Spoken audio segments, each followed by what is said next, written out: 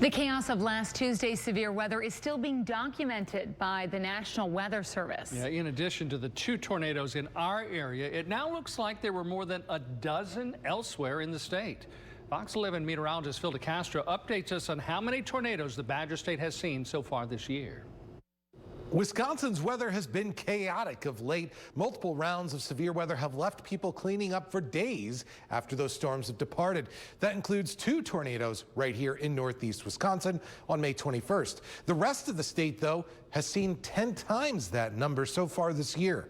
Here's a look at where our tornado count stands as of Wednesday, May 29th. There have been 22 tornadoes confirmed so far this year by the various National Weather Service offices that cover Wisconsin, but they haven't been very spread out. There were 2 in February south of Madison, the first ever documented tornadoes in February in Wisconsin, by the way. The other 20 have all been since the calendar flipped to May. That includes 15 on May 21st alone. That includes the 2 that we saw in Kaukauna and on Washington Island. Now, if we take a look at a map of where those tornadoes have been, and it's very clear that there have been a few clusters of activity. The tornadoes have not been very spread out. That first cluster that jumps out, probably this one from western Wisconsin stretching into central Wisconsin. These 13 tornadoes stretching from Buffalo County to Marathon County all spun up along the leading edge of the May 21st severe weather outbreak.